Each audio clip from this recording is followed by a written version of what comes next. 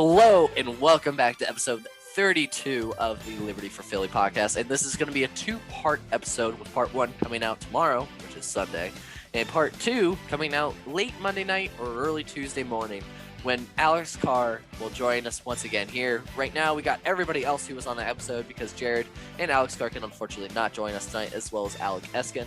He'll join us hopefully on Monday. And so, yeah, how are you two guys doing today? Which ones you talking to? Us? I'm doing great. How's everybody doing today? Let's make that easier. Oh, I'm doing good.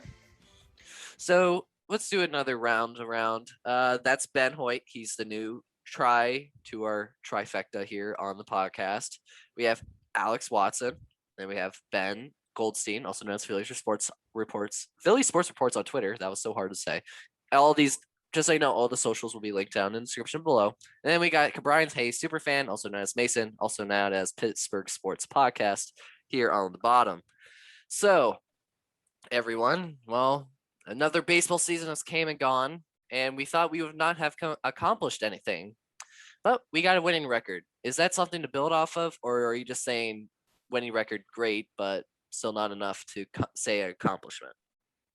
It is not an accomplishment. We didn't make the playoffs, and we were aiming to make the playoffs. So, yeah. Mm-hmm. It's a baby step, if that makes any sense at all. Because, I mean, we haven't had a winning record since when? 2013? 2011. 2011. That's even worse. So Ryan Howard had the last hit in the postseason. Actually, no, had the last at bat, I want to say. Yeah, because he tore his Achilles on the last. Ray Didinger said something that really intrigued to me. Like, he checked out right after the Diamondbacks series, and I tend to agree. This team's just okay. I mean, they're not spectacular. Rice did spectacular. Ranger did spectacular. But they were mostly pulling dead weight.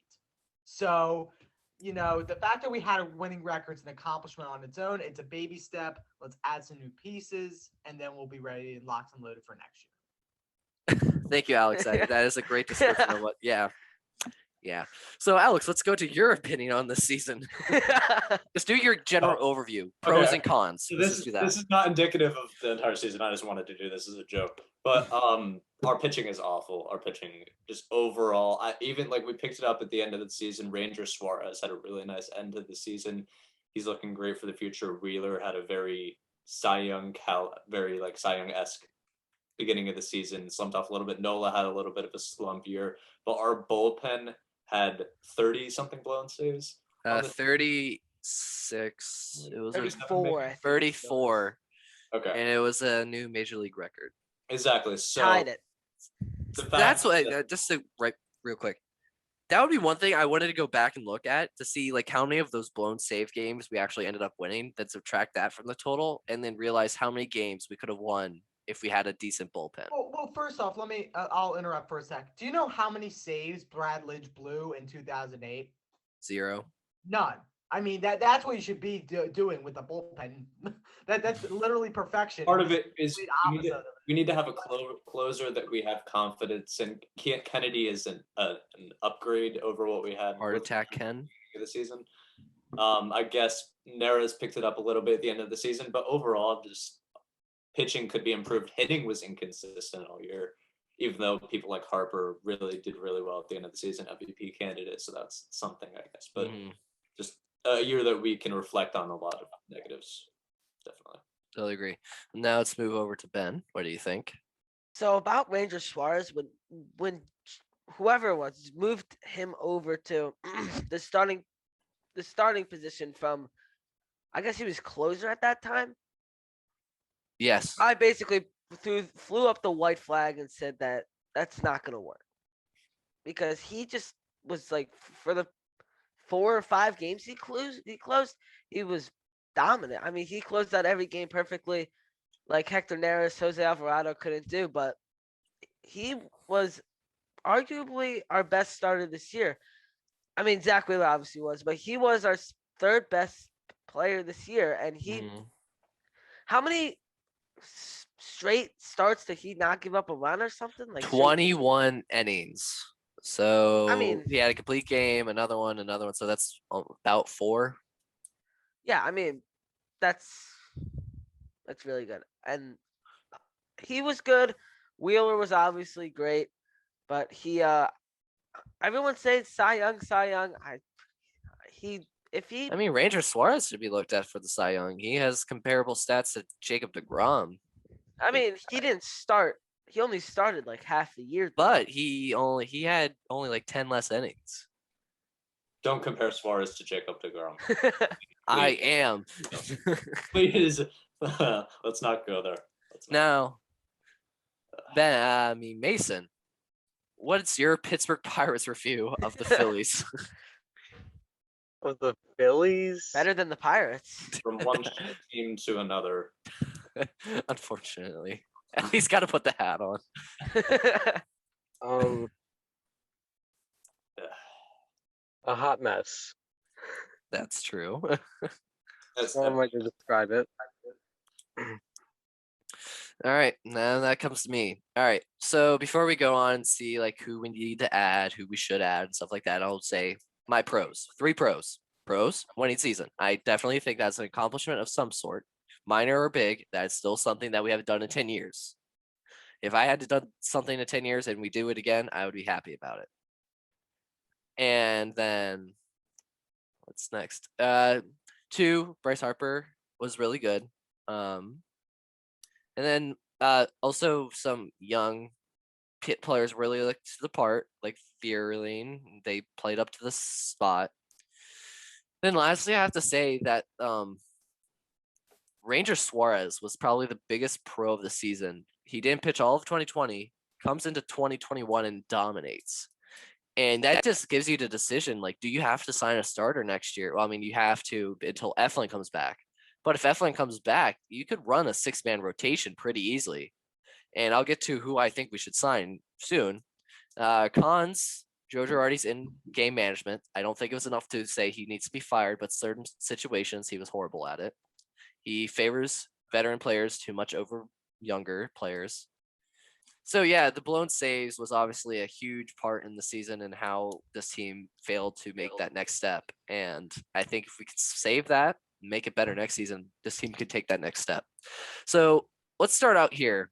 No, one more thing. Yeah, if you do, I have to pull up a sports track thing real quick. Utility men this season for the Phillies were actually a slight bright spot for us. At times, Torreyes and Miller expected better than what we were expected them to, and if we need them to start for certain games, I don't think it's the worst thing in the world.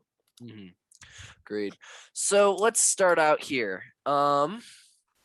Next year, Phillies have a lot of money coming off the payroll, which is pretty obvious to what's going on. So players who are guaranteed to be on the payroll next year are wait, no, I'm still on 2021. My bad. I was like saying, did we already accept Kutch's option? If we did, that was a dumb move, but we didn't. Here we go. It's uploading. So next year on the docket, the Phillies have Bryce Harper, Zach Wheeler, JT Realmuto, Aaron Nola, Didi Gregorius, Adrian McCutchen, but we're probably going to decline his option. Then we have $14 million for Gene Segura. Let me just say the 23.3 million, 25.3 million for Harper, 23.6 for Wheeler, 23.1 for Realmuto. This ad keeps blocking my screen. 11.25 for Nola, 14 mil for Didi, 14 mil for Segura, 9.3 mil for Gibson, and 2.5 mil for Abdul Herrera. So, and then also we have Scott Kingery. We have to pay $4 million, even though he's not basically on the team anymore. So yeah. Forgot about that guy. Yeah. So going into the offseason prior to arbitration, the Phillies will have $100,515,385 to spend if they decline Andrew McCutchen's option. And before we get started, I just wanted to say here's some of the free agents in the closer and relief pitcher market. Obviously, the Cadillac of the entire free agency market is going to be Kenley Jansen. Strong, reliable reliever for the Dodgers. He's coming off a year where he earned $20 million. However, Sports Track has him evaluated for about $10 million a year. So you can see the Phillies possibly going over there. We have Craig Kimbrell, Andrew Miller, Trevor Rosenthal, Brad Hand, Dylan Betances. It kind of drops off after that. Archie Bradley's also there. and Hector Neris. So you got to think they got to re-sign Hector, right? Do we kind of all agree on that? They should re-sign Hector Neris. Yes. Absolutely. As much as at the beginning of the season, I was like, I'd be like, you're crazy thinking that we should resign Neres, but now, yes. Yeah. If you told me 5 months ago that we should re-sign Hector Neris, I would call you crazy. Because Well, Yeah, because he's our best reliever. here's the Exactly. thing. Yeah. I said in a take on this show, I think it was a couple months ago that Neris doesn't even belong in the Phillies. He doesn't even belong in AAA Albuquerque, New Mexico. But he has improved since then. He's just got to improve his consistency. Agreed. So before we get, we'll rely. I'm just gonna write this down so we can keep track and make this somewhat accurate. So guaranteed to be on the team next year is probably going to be Bryce Harper. I mean, he'll bat. imagine. If I've seen people saying that we should trade Harper, and I literally want to remove their Twitter accounts because of how bad that is. What are they a fan of? Mets or something? The Mets fans? Probably, to be honest. And then JT's probably going to be there as always. Segura's going to be there. I'd say those are the only 3 spots I can see confirmed for next. Oh, Reese, my bad. I almost forgot about Reese. And Didi's probably going to be there, even though we might not want him to be, but he's going to be there. And then pitching rotation, you have 1, 2, 3, 4, 5. And then you have your IL, which is to be Eflin. And then bullpen. So if you have 14 position, 19 plus 7. So you would have a 7-man bullpen. 1, 2, 3, 4, 5, 6, and 7. So right now we already said Neris would be in the bullpen. Brogdon's probably going to be there as well. Who else is that be in that bullpen next year, do you think? Non-free agent wise so far. Oh, Dominguez probably, right? Yeah. If he comes back, yeah. Well, he will obviously come back. Yeah, he's pitching tomorrow, I'm pretty sure. Oh, sure. Okay. Cool. And Bailey Falter probably will be there. JD Hammer, do we say his name? Yeah, I'll add down JD. And then who else is like in our bullpen that would be Alvarado. Yes. Oh. So that, and then after that, I would say that leaves 1 spot for a free agent. And I would say if you're throwing money out this offseason and you clear some money, I think we could get Kenley Jansen on a 2-year, $25 million deal. I would hope so. Would you sign? So theoretically, would you sign Kenley Jansen for this team? Yes. If Oh my God, we my mouse had is like the freaking out. If we My had mouse. the availability to, yes, I would. Probably. But can we be at least realistic for one moment? Under second. Middleton's leadership, how many stars do you actually going to be getting in this offseason? Just realistically. I feel like I we're know gonna be- Middleton has a different say, but with Dombrowski at the helm, and I think we get some. We're not going to get all of them, but we're going to get some of the cream of the crop, I'm pretty sure. I'm just hoping that this isn't like a 2011 AJ Burnett situation where people get all hyped up over a star and then they have like the worst season ever, and then That'll all probably right, be Jansen, to be honest. yeah, But we would just waste a bunch of money. That would be my Middleton scenario in my head. yeah, let's just say Jansen's in there. Put him in there theoretically. So he's gonna be your closer. Then you're probably setup's probably gonna be Neris, and then Alvarado. Then Falter's gonna be your long man, and then you got your middle relievers of Dominguez, Brogdon, and JD. Then your rotation next year will probably be Wheeler. Suarez is probably going to be, so our 5 starter probably will be Gibson, and our 4 starter will probably be Suarez. Nola will be our 3rd, and then that leaves a spot open for a starter. And here's a list of some of the options that are out there: Zach Greinke, Trevor Bauer. Well, No. let's just skip over him. Justin Verlander, Clayton Kershaw, Max Scherzer, Johnny Cueto, Marcus Stroman, Kevin Gausman, Yusei Kikuchi, Alex Cobb, Danny Duffy, Corey Kluber, Drew Smiley, Carlos Martinez, and Noah Syndergaard are the. Oh, Cam Atkins scored. That's great. Cam Atkinson. How about throwing something out there? Robbie Ray. Robbie Ray? Is he there? Good season. Yeah, he's down there. Oh, that's right. Yep, there he is. He's right He's had down a there. good season, so if we can get our hands on him, I think would be. I think he stays with Toronto. I think Toronto throws a lot of money at Yeah, him. I would- That's an yeah. option. Noah Syndergaard probably takes the qualifying offer from the Mets. I would think him if I was for the Phillies. With One- his injury history, if he was if he was lower in the rotation order, I would say maybe, but I'm not sure about. And also, I'm gonna say this. I really think we signed Justin Verlander.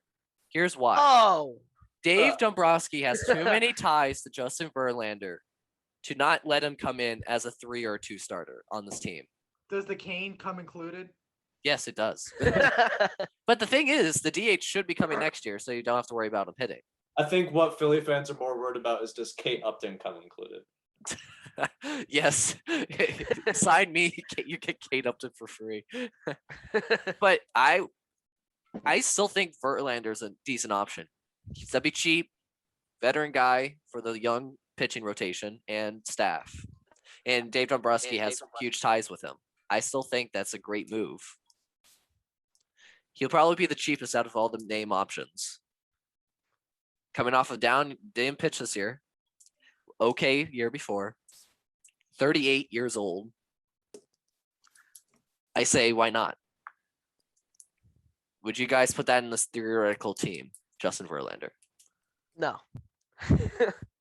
Alex, vote on Verlander. No. And Mason. No. I mean, I would love Verlander, but At the age that he's at, I'm not sure that it's worth the investment. A 1-year deal at max, which would probably be the deal anyway. Mhm. Yeah. So then let's move on to. Oh wait, more options. So more options. Probably not gonna get Scherzer. oh, you see what the Dodgers said today? They're gonna try and give him a contract into his 40s. He probably could pitch into his 40s, to be See if honest. I can find it. Find the exact. So why do I think we would sign Yusei Kikuchi? Why do I have that feeling that we will? He's got a funny last name. Yeah, he's got a club option too, so you would have to. I don't know. Has he done well? I actually don't know really much about He's been okay. I think he's got around a 4 ERA, so he would fit in. But him. Yeah, really. Stroman's gonna be getting a lot of money. I don't think we go after him. Corey Kluber's an option, but he probably stays in the AL. Drew Smiley, to be honest, he's actually pitched decently. Wasn't Smiley hurt for a little bit of the season? Yes, he got hurt closer to the end of the season. Here it is. Per John Heyman, right-handed pitcher Max Scherzer is reportedly looking to land a new contract this winter that will take him into his 40s. Kershaw's only 33. Yes. I would have assumed he was so Almost much 40. older. Only almost 44. It says about 33 and a half. I'm on this, whatever this website is giving me almost 40. Phillies game's final, 3-1. Well. Oh. So out of the starting pitching market, who would you sign? Can you go back over the options? So Greinke, Verlander, Kershaw, Scherzer, Cueto if they decline his club option, Stroman, Gosman, Kikuchi if they decline his club option, Cobb, Duffy, Kluber, Smiley, Martinez if they decline his club option, Pineda, Syndergaard, Davies, Paxton, Bundy, Rodriguez, Ray, Casimir, Quintana, Hap, Lyles, and Miley and Heaney. I would Heaney. take. And John Gray, my bad. I would take Robbie Ray happily if he doesn't look for like a massive contract. He's valued at $18 million AAV. He's okay. He would be the number one option, as in like I don't know, like the top options are probably just going to go back to the teams they're on before. I would assume. So theoretically, I could see Kikuchi stays with Seattle. Stroman probably stays with the Mets. Gosman probably stays with the Giants. Cobb stays with the Angels. Danny Duffy becomes a free agency, but like who wants him? Yeah. I can see Verlander is the only one there that might not get signed by the Astros, and that's the only one I could see happening. If that's my your mind only option, I can only see that's the only option I see that would be decent In out of terms the of list. him not returning back to his team, yes, but And also just money wise, to be honest. yeah, but age isn't really a factor. Here. I don't know. how old is Verlander? And he hasn't pitched in what? 2 Verlander years? is 38. And he hasn't pitched in 2 years. So If you're going for youngest on the market, you could get Zach Davies. We were pursuant of him at the trade deadline, weren't we? I don't know. Pretty sure we were. He was for the Cubs. Bundy is also 28. It's pretty young. Ray is only 30. I just don't think we pay the money for him, and I would rather spend the money on the infield rather than the pitching staff, like Yeah, true. starting pitching wise. Another investment could be shortstop or third base if we feel. What about Michael Lorenzen? How did he do this year? think anyone would want Didi's contract? Unless you're eating some of it, no. But this is the hard thing. So like third base free agents, right? We're not signing. Wait, Nolan Arenado isn't a free agent, is he? Well, we can move over to infield now. Yeah. Wait. So basically, next I've heard a lot of position players. Have we mentioned any starting pitchers yet for the fifth? We just did that. that's what we can't decide on. We can't decide on a final starting pitching for the rotation free agent wise, or we can just call up somebody. Did I like fall asleep or something? Okay, Yeah. continue. So, do you have an idea who the Phillies should sign to be the last man in the rotation? Honestly, I just have a characteristic of who it is. So not a Kyle Gibson, because Gibson's not a strikeout pitcher, not an Arrieta. I need someone that will get strikeouts and get him often. So you want Because this was it Verlander K guy? Verlander is, but he's old, and I don't like that. He's literally going to be around for like. Well, 1 year. Yusei Kikuchi's owned 14.5 million. I don't know how he is though. A lot of these pitchers are really expensive. I mean, any pitcher that's main specialty is forcing ground balls will be horrible here. I guess best case scenario is you don't spend as money on the offense, but you can try to pursue Noah Syndergaard at 30 million a year. The other name I threw out there was Robbie Ray, but he's going to be expensive considering he's. So yeah, let's just use those two because it's theoretical. All right, vote Syndergaard or Robbie Ray. Robbie Ray. Hey. I have Right. Syndergaard. He can strike some guys out. I'm gonna Mason, Right. I say Syndergaard. Injury is another thing. True. That's a big one. I mean, last time we got a pitcher from the Mets that threw very hard. He did well. Sure. But you know what? Let's go with Robbie Ray and make RK on Discord very sad. You take away his pitcher. By the way, Jeff Passy just tweeted. This is so off topic, but with the game 163 in the AL, a distinct possibility. Things worth noting: the extra innings rule that starts a man on second is in effect. Aw. Each manager receives 2 instant replay challenges, as in the playoffs. And games will be played to completion. Suspended game rules don't apply. That's not bad. That's not bad. But That's not bad. But I wish they didn't have the man on second rule. Well, For the playing I game. was seeing. I thought I saw something earlier in the year that said Bettman said the second man on second rule was more like specific to what he calls the pandemic era. So after the season, he would Yeah, probably that should take be it out fine. of It'll that. be changed in the upcoming CBA. I think that and the 7-inning rule was part of it. Yep, seven inning doubleheaders, I believe was. All right. So right now on the team, we have openings at left field, center field, third base, and and shortstop. Because I just moved Didi to DH because I don't think we're gonna trade him. So I just moved him to DH. Then we have the entire bench is open. So let's just start with the bench. I think Matt Vierling's on the bench. Do we agree? Yes. Yeah. Vierling. Ronald Reyes probably will stay on the bench. Miller Miller will come back. I hope. I don't think we He'll come re-sign back. Knapp. I think Marshawn's up. Yep, I would agree. If we resign Nat to another stinking 1-year deal, I'm gonna lose my cool. Cause how many years in this will be in a row? 3, 4? I Sure. think so. We've had him for a while. And then that would leave one. So Jankowski, possibly. Vierling's a righty, Therese is a righty, Miller's a lefty, Marchand's a righty. So you need a lefty. Is Jankowski? Isn't he a lefty or is he a righty? Oh wait, do we still have Jane? I still think we bring a Double Herrera back if he's only due 2.5 million. Oh, No, It's hold on. 2.5 million and No, no, just no, for no, the no. bench. Let's hear. Yeah. Okay. Look. Would you rather want Odubel Herrera or Adam Hazley or Roman Quinn?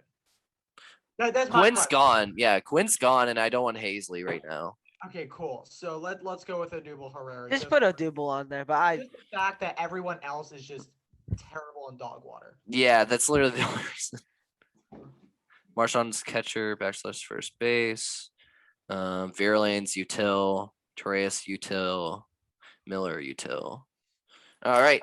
So then we got our left field, center field, third baseman, and shortstop. So the only thing I can see is that we trade for Josh Donaldson, Byron Buxton by giving up eating Josh Donaldson's contract, eating up some of Didi's contract, and we could send Didi, Bohm, and a lot of other things for Buxton and Josh D. Or we can just live with Bohm at third base and try to get, say, like Story and like a low end outfielder. I would not like to stick with Bohm at third base. I mean, like, I don't know. Would you like, trade? Let's just keep this notion so we can explain our if paths. the right deal comes around, I would trade Alec Bohm. So this is the motion. We trade Bohm for Buxton and other things. Do we want to pursue that route on this theoretical team?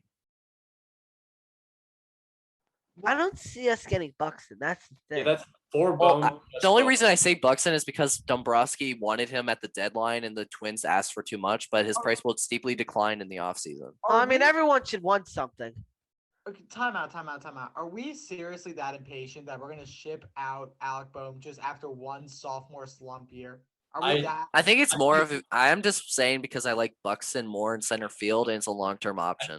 I think it was the same for me. I don't hate Alec Bohm in any capacity, but if we find that we are getting positions of need back for him, then we consider it. Yeah, especially if you're getting Buxton and Josh Donaldson for him. I think that's Isn't Josh Donaldson like also gonna be with a cane with Verlander and a nursing home? you just put him at third base or DH. I mean, Okay. Oh, we should keep that DH in mind. that's what I'm going off of. This is theoretical DH lineup. My problem is this feels like 2-win now scenario type of thing for a team that's not ready to win now. I'm just Like- thinking Dombrowski pulls the trigger. Okay, cool. We need to have a team that could at least get 95 wins instead of like, I don't know, 85. And Well, I that's mean, I'm just to bring this into it. Brave signed Josh Donaldson and popped off. I'm just to bring that into effect. He likes the NL East. okay, but this and- is the Philadelphia effect, okay? We sign people and they suck. I mean, dude, look up how old Josh Donaldson is right now, please. I got you. Look. Okay. All right, before we get into that, I'm just to say I think this team wins more games He's with 35. Josh Donaldson and Byron Buxton for how much offense they can produce in their defense, rather than Alec Bohm, whose offense and defense has yet to be determined. That's what I thought. 35 years old. Now, do you think we're seriously ready to win now next year? Yes, If we make the right moves. If we make the right moves, I still think that we I think can. we can compete for. Because if you think about it, No, like no, no. Bohm's not going to be a third baseman long term. He's not going to be first baseman because of Reese. He's definitely not going to be playing left field. He runs into a log jam. Whereas you can get Buxton for long term and get Josh Donaldson for short term DH role. Why are we not saying that Boom could be a long-term third baseman after 2 years?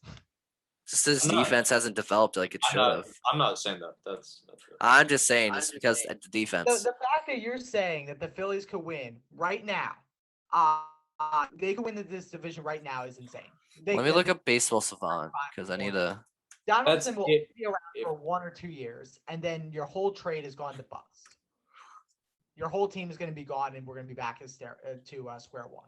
I would rather do that then have this process drag out even longer and then have it fail long term. Whereas you can show you're committed to making moves and fail.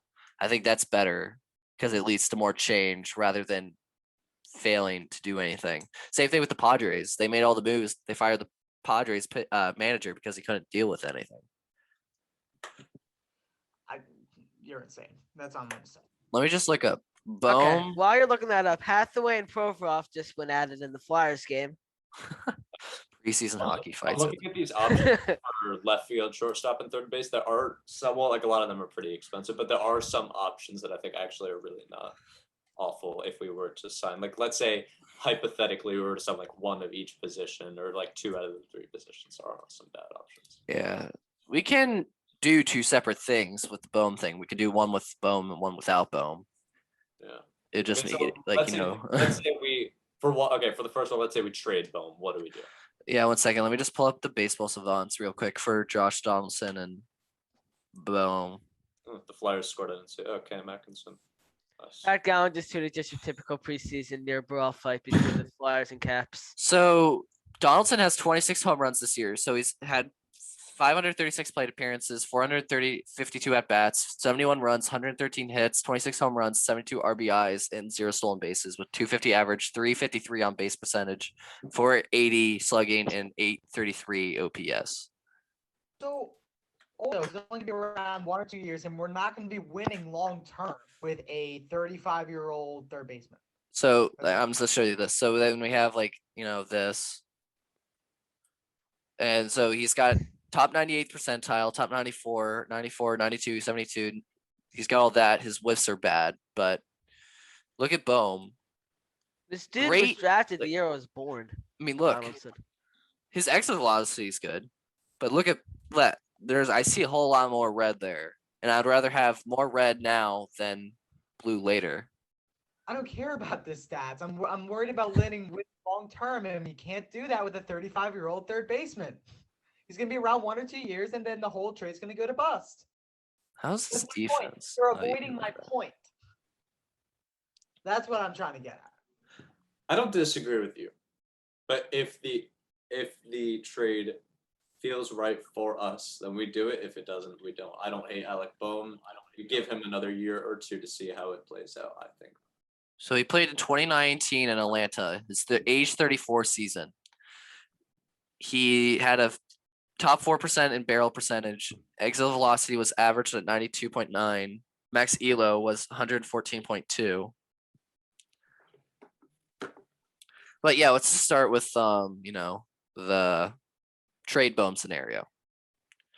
Bohm is traded with a couple minor league pitchers, probably an outfielder, and a third baseman for Josh Donaldson and probably Didi Gregorius. So I just throw him in there. It's all hypothetical, anyways.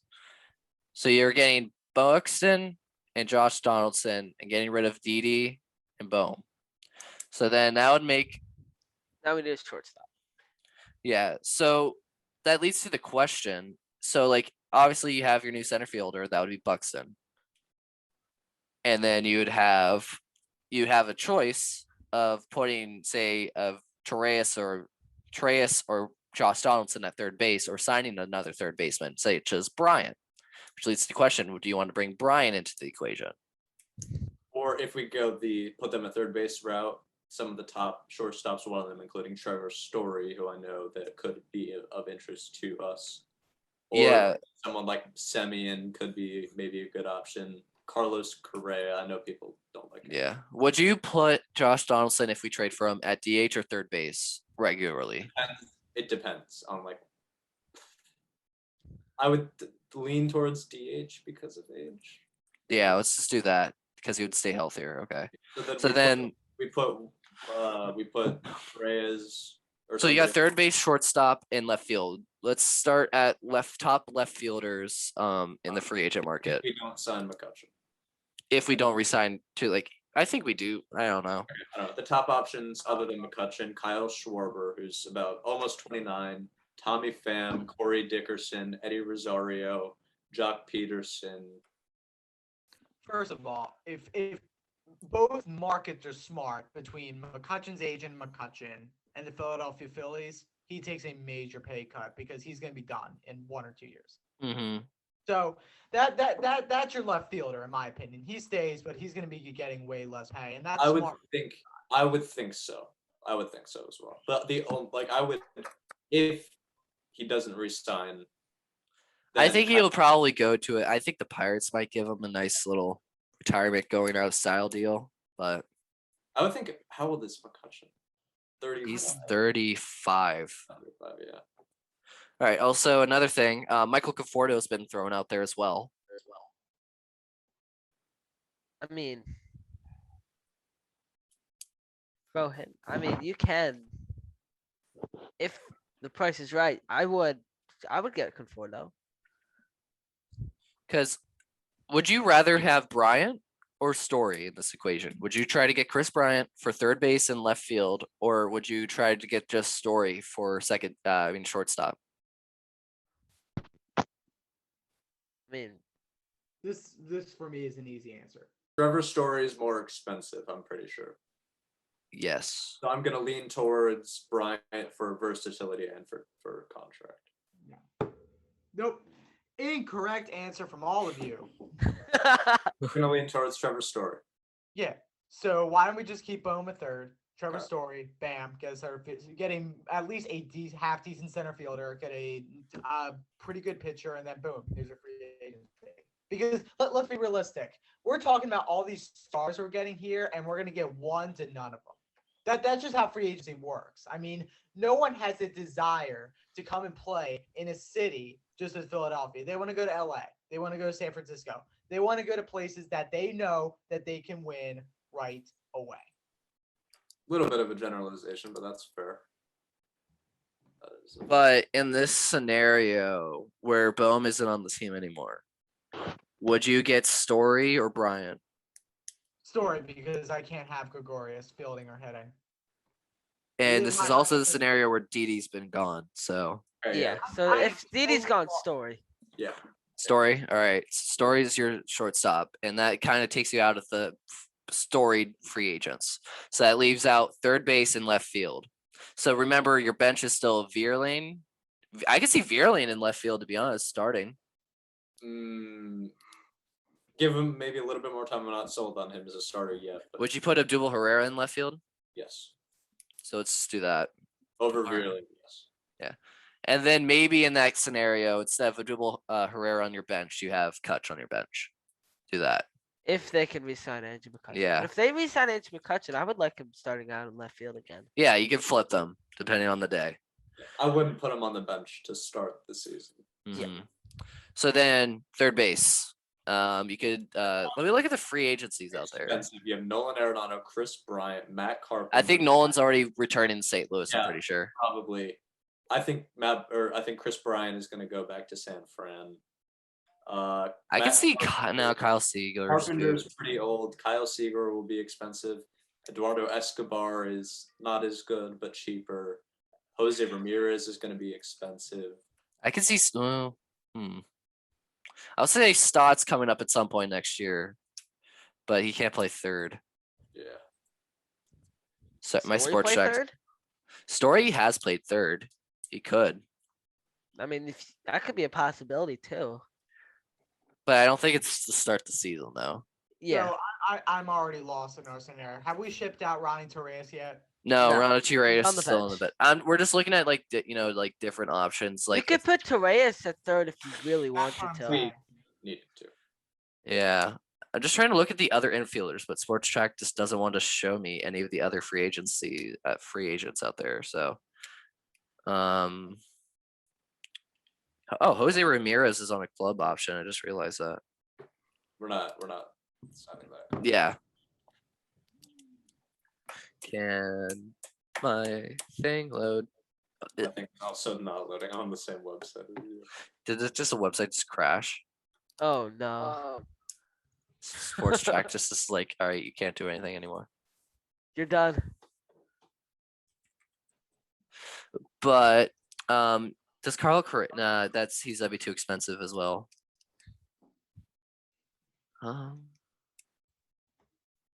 It's like tough decision. to be honest, to make it easier, how about we just do Josh Donaldson plays third, and you just rotate in and out of DH. That would make it easier. Kentucky won. Oh, Nice. like because in that scenario, you could just have like a flip between you have like Ronald Torres playing third base and then Donaldson playing DH, and if something doesn't work, you just flip the two.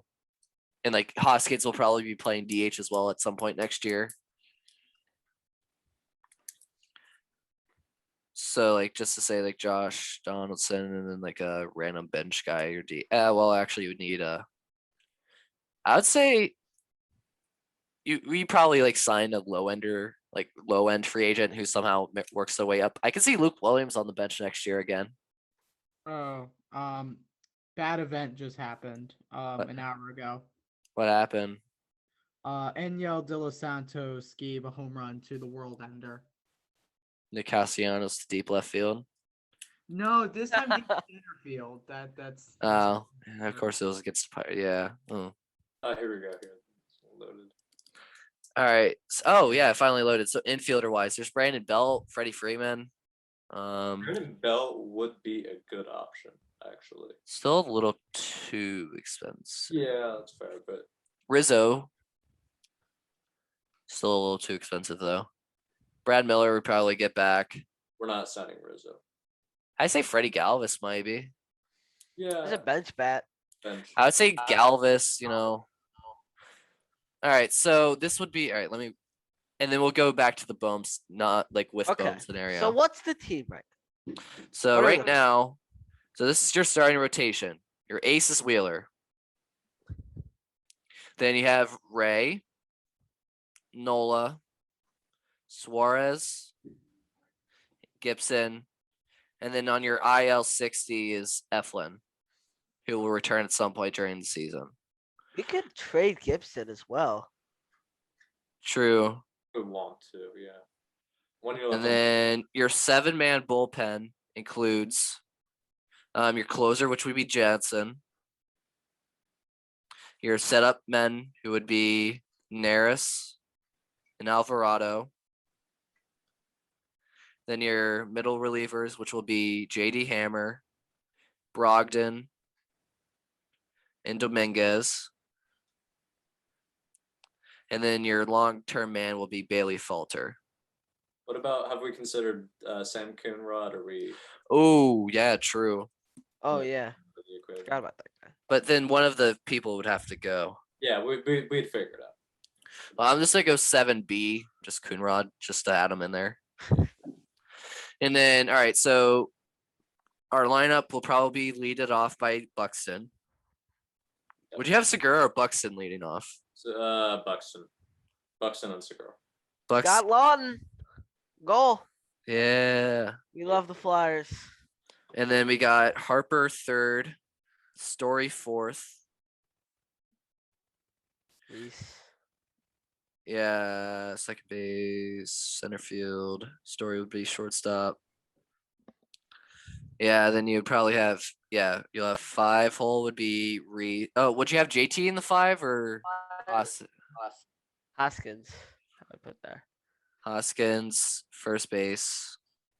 Then 6th spot would be JT catcher, 5 hole Uh, from Scotty. and then 7th you would probably have. So you're still having to put into the lineup Abdul Herrera, Josh Donaldson, and your DH. Well, or DH or third baseman. So who would our DH be? So you would have the choice of Josh Donaldson, Vierlane, Torres, Miller, Galvis, Kutcher, Marchand. I would say Donaldson for DH. Let's put Donaldson for game 1. So would you put Donaldson at 7, 8, or 9? 7, and then whoever you put it. Josh put him D at would be DH. So then you would have Odubel Herrera and a DH left in your lineup. Odubel. Abdul 9 and then your DH. That's fine, I guess. I mean your third base. So third base would probably be Galvis or Torres, who you think starts day 1. Torres. Torres. So all right. So And then your bench would have 5 people on it. Wait, no. So you have 9 plus 5, so that's 14. And then if you have an 8-man bullpen, that means you would have a 4-man bench. This feels like a whole lot of money spent for a team that's not going to compete with the Braves. Because remember, they're all going to be healthy next year. Then the Mets are going to be healthy. So you're going to have 2 teams in your division that I feel like will be better than you. And do you think we're going to get all those stars? No. So in my opinion, I feel like this is an unrealistic expectation. I think we're going to be disappointed big time.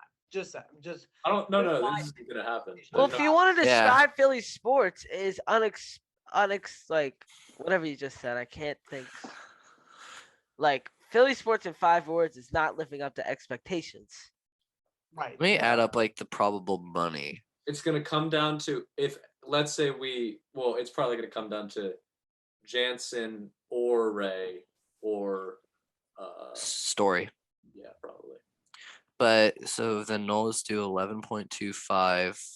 Suarez. While Mitchell's doing math, You talk about your idea with Bohm.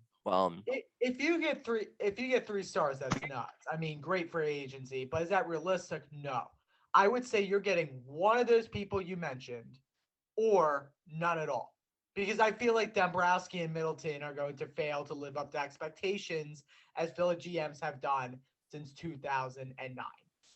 Just my take That on is it. fair. That's a fair take. That's fair. So but my concern is, why are we paying Story so much money to do absolutely nothing in the division? Because at the end of the day, some people are going to be gone, and then we're going to have a bunch of money that's going to be lost, and we're back at square one. It depends on who in the division is healthy. If the Braves are healthy, Braves are healthy, we're done. yeah, I mean, that Braves are team- healthy. They're going to win the division probably. I think we can beat. I think Marlins and Nationals. I don't think we have a ton to worry about. As a almost perfectly healthy team, the injured Braves just outclassed us like none other. Mm-hmm. I mean, they're just far and away a better team, and I'm concerned about spending all this money to do absolutely nothing and miss the playoffs again. I mean, how old's Trevor Story? He's got to be something like 30 years old. Trevor Story is He may be 28. 29, almost 29. I write story age and I get some like science thing. Yeah, 28. I don't know. He's reaching the 30s soon, so his play will decline in a little bit. I just don't see this working out. Okay, so what would you recommend if we wanted to contend, possibly? Well, the first things first is I don't think all these position players are absolutely necessary. What's necessary is a 5th pitcher. That's fair. Because we can't be having bullpen games. That's unacceptable. So you get a 5th starter there. You work on the bullpen again because you need to, and then if you have the money, you go and work on some of these position players. So you would recommend Jansen over Story and whoever else, possibly, or the 5th, or Ray. Would you do Ray or Jansen? I would do Ray because that's your 5th starter. Again, I'm putting starting above the bullpen right now. Because yeah, you can't win games with inconsistent starters, and you need a consistent starter in this lineup. Bullpen's the bullpen. They'll do whatever, but you got to have starting, or else you have no chance at all. Fair. Quick question. Oh wait, never mind. I answered my own question. I'll have to ask you guys some questions in like 2 seconds. Mason, what do you think? You've been pretty quiet. Well, kind of focused on the fact that O'Neal Cruz hit a ball that went 118 miles per hour, but what are we talking about? What issues did the Phillies need to fix? Like what did they Oh, need? bullpen Yeah. There you go. and outfield, but I mean, for only a couple months, I didn't think the Phillies bats were that bad this year, to be completely honest. Aside from a couple months, I mean, they were actually kind of decent. But that pitching with the fifth starter in the bullpen has been horrendous. Were they bad? No, but what's hard is Harper was the only like truly consistent bat that we To had. be fair, I feel like JT's going to be more of a consistent bat. He just had a really bad year. Yeah. He also had that shoulder issue too. An injury. Yeah.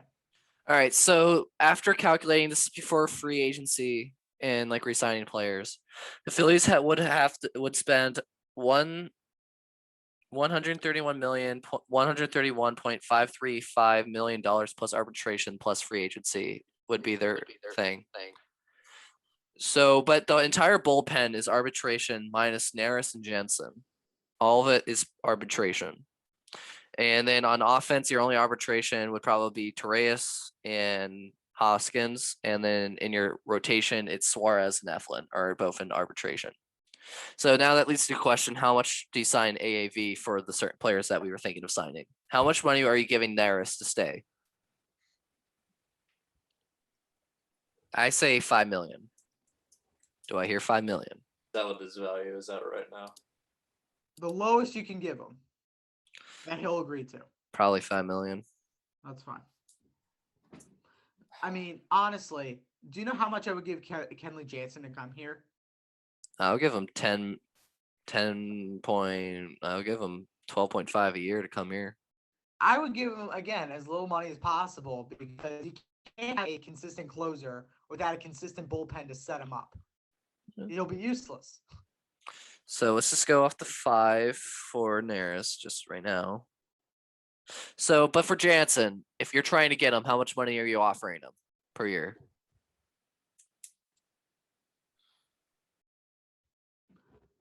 Again, I would work on the bullpen before we start working on a closer. But right now, your bullpen would be Neris, Alvarado, Hammer, Brogdon, Dominguez, Falter, and Coonrod.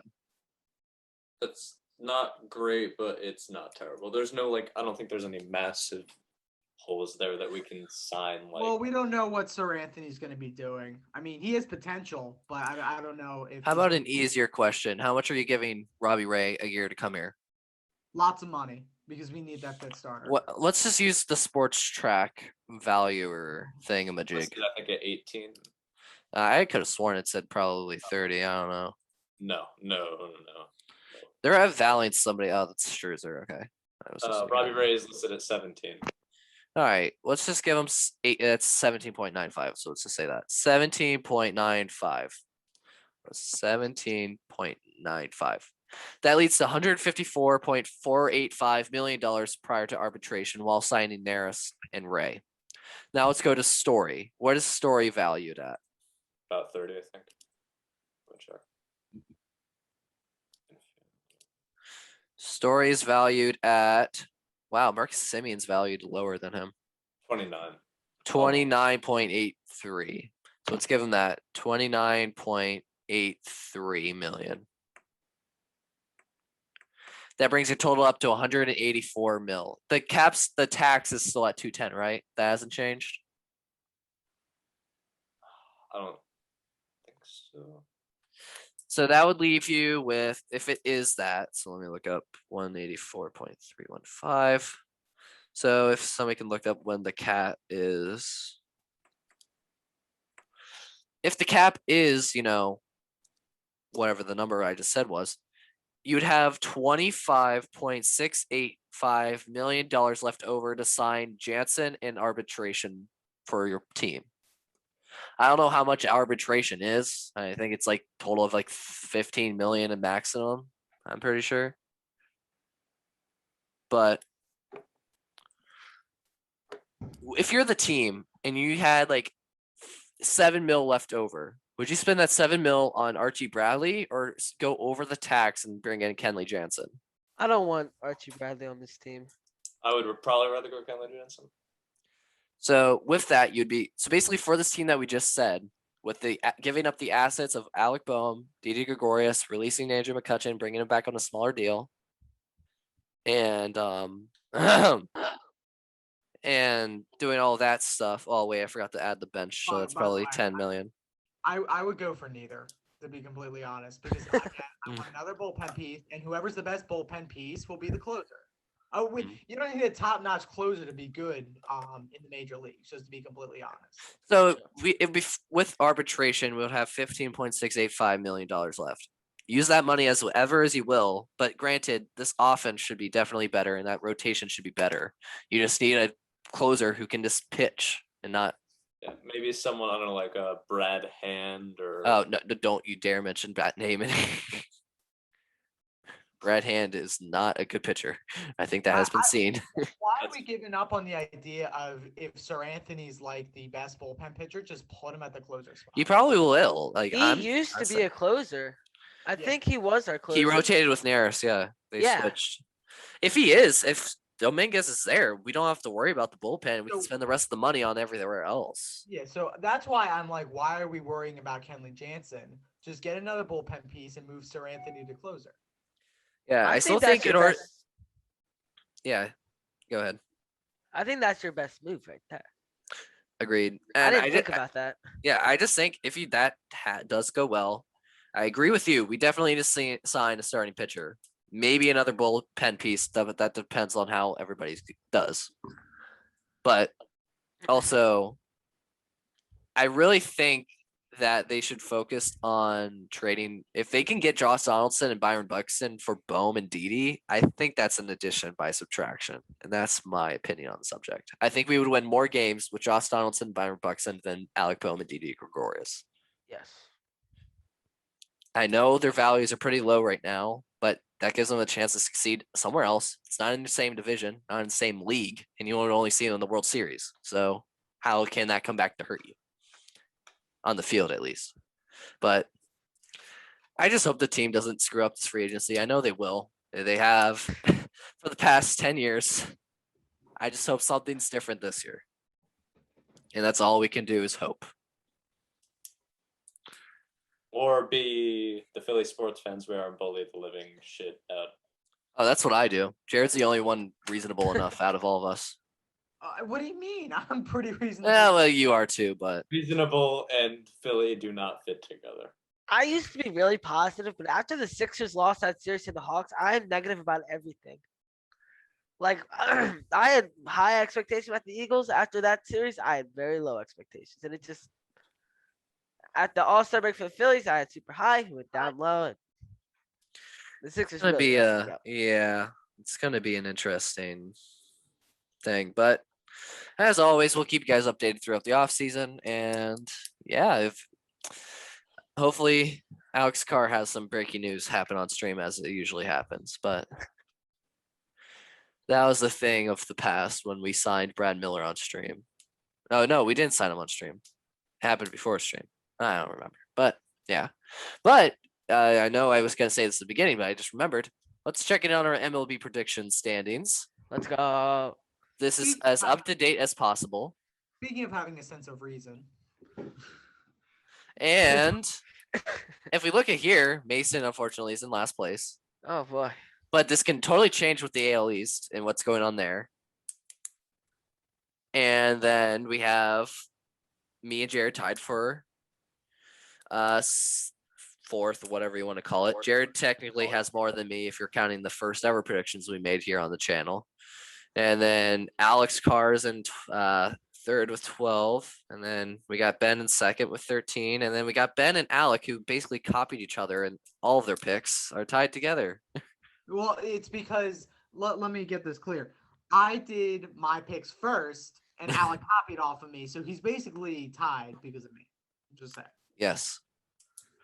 But yeah, Everybody's predictions are ass. Let's just say that. There you go. Mine wouldn't have been any better. So anyways, that's all we have for you today. Let's go around and give us our closing thoughts of today's podcast. I know this is a lot to consume, but it's part one of this huge 2-part episode, so you just got to stay tuned. All right. Rest in peace, Isaac Sayamalu, and rest in peace, Jared's picks. Yes. Alex. Yes, that great representation. Is that the hardest? I was to say, is that the hardest No, baseball of the year? he just did the best job of last thoughts ever. He didn't have to say a word. Yeah. And then let's go to reports. What do you think? I don't know how I can follow up Alex's performance right there. I mean, is there anything I can say? Not really. Alex did it so nonchalantly. And just went doink. I was really hoping that I didn't delete that like in the middle of the thing because then I would have just been looking for it while I'm trying to like do this thing. Oh, it was so funny. And Mason, what do you Mason, think? who do the Steelers play this week? The Packers. Heh. The Acme Packers. Have fun. O'Neal Cruz is going to be amazing. Good job. And now it's my turn to talk about something, and I'm just gonna leave this here. Granted, I know that we just basically talked on for 45 minutes will probably never happen for the Phillies. It's still, even though we're in this environment, it's still nice to think about these things. But however, it's always the fun of Philly sports when you get sadly disappointed when your team doesn't do what they're supposed to do. We did more ranting today than any Phillies boardroom ever. That's what happens when you get Alex was just saying his entire argument. Like if he had that up the entire time and just didn't say anything, he would have. He's just saying. He's just saying a lot of things without saying a word. I can say this for a lot of teams that I support, unfortunately. Yeah, sad Giants time. I'm such a I hate You're a Giants fan? Yeah, I'm mostly Oh, that's brutal. Yeah, it's not good right now. Not good for the Oh Giants. man. Yeah. They did a fake shootout in the Flyers game and it went Yeah, 9 they did. rounds. Yeah, it did. I was watching the whole thing. It was pretty funny. But No one was making a shot. The Capitals hit the post like 5 times. well, guys, this has been episode 32 of the Liberty for Philly podcast, and this is our that'll be our third or second ever part 2 episode. Part episode with Alex Carr and all his friends. And just stay tuned. Part 2 will be out Monday or Tuesday, and we can't wait to share that with you guys. Enjoy your day, and we'll see you guys next time.